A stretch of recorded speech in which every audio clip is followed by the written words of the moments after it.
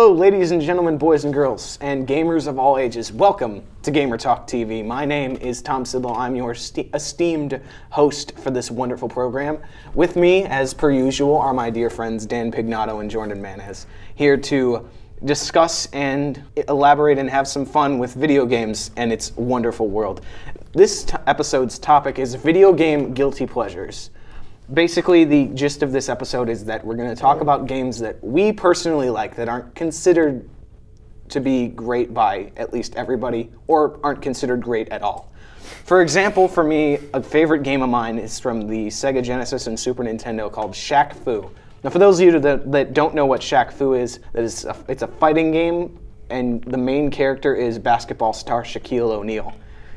It has a completely overly elaborate story where Shaq goes into this mysterious dimension to free some princess or get some item. I don't remember what, but it's Shaq fighting people like a mummy and weird monsters and stuff. It's really silly and over the top.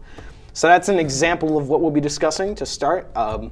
Mr. Jordan Manez, if you wouldn't mind, talk about a game. We're covering every generation of video games. A guilty pleasure favorite of yours? Well, for PlayStation 2, I loved when Batman Begins came out. I loved that game. It was just, I loved Batman, so I was like, this is the best game. I'd have to argue that we all love Batman. Oh, yes. Great. I'll go the whole show just talking about Batman. Let's save that for an episode about Batman. We will. But yeah, that was my game back then. I conquered it. It was a fun game, if I'm not mistaken. I never got to play much, though. Oh, yeah. But more recently for me, I'd have to say Dragon Age 2. Yeah. Because I was such a fan of the first one. The first one was really, really good. And they're based off of Baldur's Gate, which BioWare made these games, so anyone's BioWare's been consistent with role-playing games like Mass Effect. Yeah, Mass Effect and just all their games I've played before I've just loved. But then Dragon Age 2 came, and it's just, they really, I don't want to be harsh, but they kind of dumbed it down. Yeah, it didn't feel as fun. It didn't feel right. It felt like they tried to make it too much like Mass Effect. But it was still Dragon Age. Yeah, that's really why I bought it, because I was like, oh, Dragon Age. Origins was an amazing game. Yeah, Origins it was just great. A really good game for its time. I spent countless hours playing that. I don't think I've actually finished the whole thing yet. You haven't finished it? I kept restarting it because I wanted to be a mage, but then I got sort of bored, but then I went to be a tank, and then I did a rogue, and I'm far in the rogue, but now I hate being a rogue because he's useless. That's why that game is so good, because you want to experience everything. But with Dragon Age 2, it's like, I beat it like the first time, and I was like, you know what, I'm good for the rest. Yeah. I'm good for a while. Whereas Dragon Age Origins, I played immediately right after it. It was a lot of fun. Oh yeah. Plus the origin stories were always fun each of them. Yeah, but Dragon Age 2 was all set in just one city, whereas Dragon Age Origins was set over like a whole, was it a continent? I think it was a continent. It was big. It was at least the country of it. Yeah. It's like how Skyrim was based in just Skyrim rather than Tamriel, the whole country. It was like its own province or something, whatever. But I'm trying to think of another game from the GameCube I played a lot. I don't know if this isn't exactly a guilty pleasure, but it's not known as much. I really loved playing Godzilla Destroy All Monsters. Oh my God, yes. For those who don't know, it was a fighting game composed of main characters from the Godzilla franchise. This had other games that were like the PlayStation 2 one was Save the Earth, and the one on the Wii was Unleashed. It was just a fighting game with giant Japanese movie monsters. And it was just ridiculous. I think that was the first real big game on the GameCube I played. That game is especially good when I was younger, me and my cousin would watch all the old Japanese Godzilla films, like in Japanese. Not that cruddy American one starring Matthew Broderick from '98. Not that one. This is like the old school Godzilla films. And it was just, oh my God. It was fun. It was awesome. It's just giant monsters fighting in It really is that simple, but it works. It works so well with it. I like the one mode I loved the most was the destruction mode, because it was just, you get points for destroying the area, and it's just compete to destroy as much as possible. Oh yeah, it was great. Yeah. But, I don't know, just go off of any other games you guys can think of. Another guilty pleasure I have is my brother just got Resident Evil 6, and I've been playing it nonstop. When exactly did that just come out? That came out like a week ago. Like, it is really recent, but it's like a zombie game where you just fight multiple zombies, really. It's Resident Evil at its it's Resident Evil. It's not horror based as much as the first 2 or 3. It's more action based, but hasn't it been like that since 4? Yeah, 4 is like really when it started to turn. Like 4 is really like the best. It's the best balance between the two. It is. But Resident Evil 6, I've been playing Mercenaries for like hours and just the campaign. But then when I go and look online, everyone's like, "Oh, this game is terrible," and I'm like, "Oh, well, I like it." And I will continue playing it because I think it's great. I enjoyed Resident Evil 5. I don't know about you two, but... See, Resident Evil 6 is, I know I lose all credibility here, but Resident Evil 6 is the first one I've actually beaten. Whereas 5, I get like halfway, and then 4, I make it past the village. 5 wasn't fun in the second half.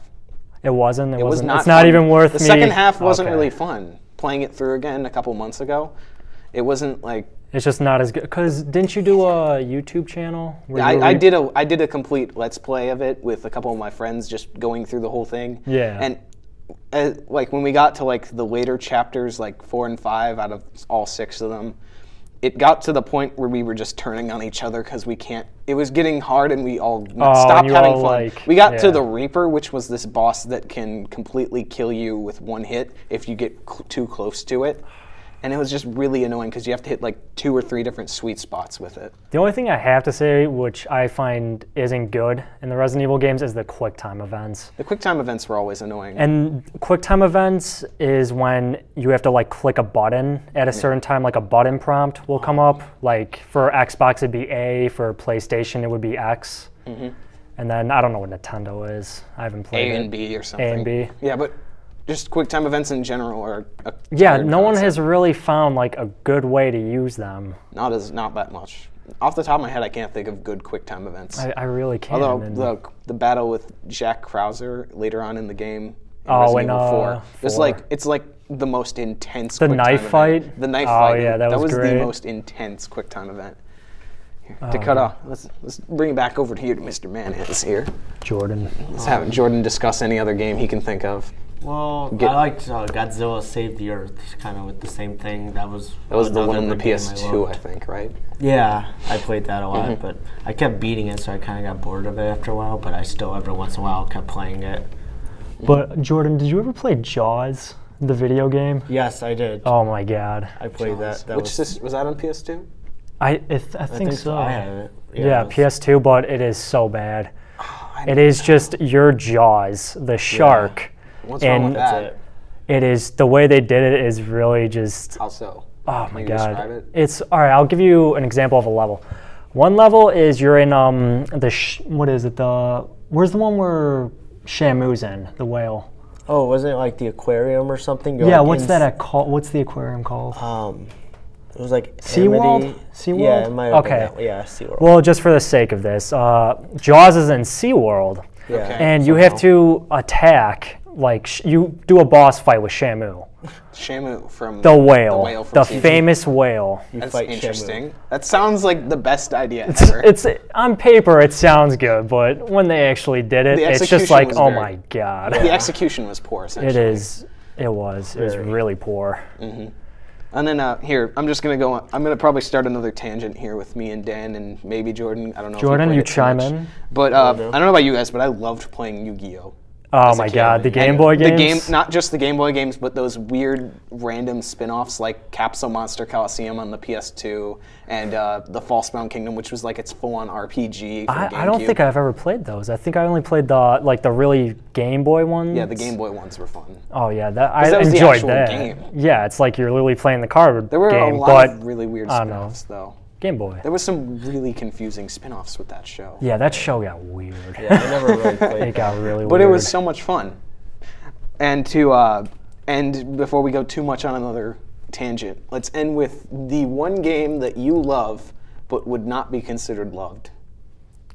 Or if you could pick, if you would say the one game that you wish people liked more, let's go with that. Oh God, I've been trying to get all of my friends to play the Mass Effect series. Yeah. So badly, but isn't that universally loved though? Yeah, but my friends are idiots. So. I get. We'll go with that. They're not real friends. They're not real friends. They don't play Mass Effect. Obviously. But I mean, after 3, it's like kind of the reverse of it, where I didn't like it, but everyone loves it. With Mass Effect 3, like, it nowhere near as good as 2, and Mass Effect's a sci-fi RPG, where like role-playing game. It's a role-playing game.